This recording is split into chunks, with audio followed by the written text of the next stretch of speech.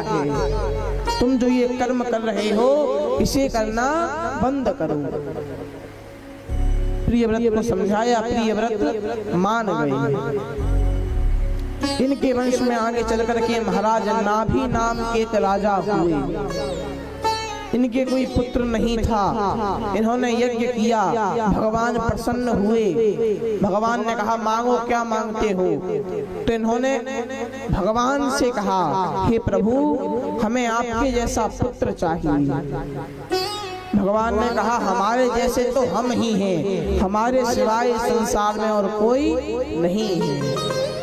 तो भगवान ही इनके पुत्र बन करके आए। भगवान का एक और अवतार हुआ, ऋषभ देव के रूप में भगवान ने अवतार लिया। रिद्धि सिद्धियों को भी भगवान ने ठुकरा दिया। ऋषभ देव भगवान के 100 पुत्र हुए। 100 पुत्रों में सबसे बड़े जो पुत्र थे उनका नाम था भरत। उनका नाम था भरत। भरत जी सबसे बड़े थे। तो ऋषभ देव जी ने भरत जी को राजपाट सौंपा और स्वयं चले गए। भरत जी ने छोटे भाई को राजा बना करके गंडकी नदी के किनारे जाकर के आश्रम में जाकर के रहने लगे, भगवान का भजन करने लगे। सवेरे शाम अपना संध्या वंदन आदि नित्य कर्म करते, भगवान का भजन करते। एक बार की बात, सूर्य नारायण को अर्घ्य दे रहे थे, सूर्य भगवान को जल चढ़ा रहे थे। तो इन्होंने देखा कि नदी के उस पार एक गर्भवती मृगी जल पी रही है, जल पी रही है। पीछे से सिंह की गर्जना आई, शेर के दहाड़ने की आवाज आई। तो वो जो मृगी है अपने प्राण बचा करके, प्राण बचाने के लिए नदी के उस पार से इस पार उसने छलांग लगाई, छलांग लगाई। और उसी समय उसके गर्भ में जो बालक था वो प्रसव हो गया, जिसके कारण मृगी की मृत्यु हो गई। लेकिन वो बालक नदी में तैरता हुआ जाने लगा। भरत जी ने जाकर के उसे बचाया, लेकर के आए, अपने आश्रम में रखा, उसका लालन पालन किया, पोषण किया। और धीरे धीरे उसमें इतने रम गए कि अब भगवान को छोड़ दिया और उस मृग का ही चिंतन करने लगे। अंतिम समय में मृग को याद किया। तो अगले जन्म में भरत जी मृग बन करके ही जन्म लिए।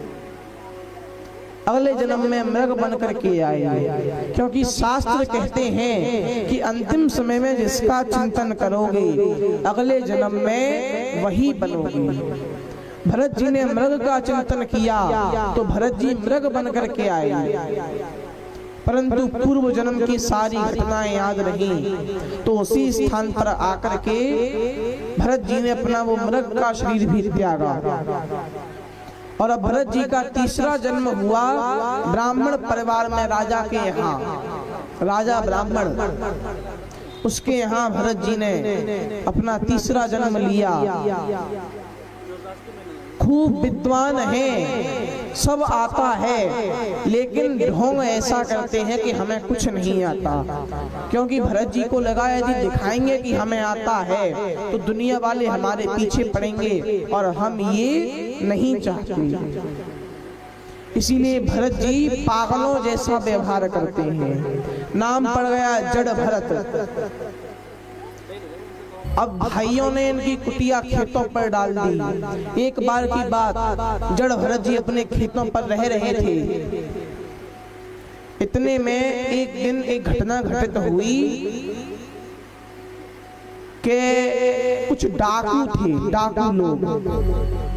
जो डाकू थे उन डाकुओं का जो सरदार था वो गया काली मैया के मंदिर में और वहां जाकर के कहा मैया घर में एक पुत्र करवा दो, आपको नर बलि चढ़ाऊंगा।